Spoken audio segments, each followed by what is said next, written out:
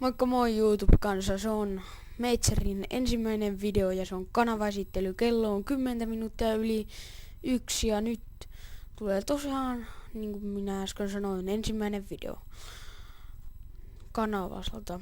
Joo, videoita tulee joskus silloin tällöin, kun jaksaa ja ehtii tehdä.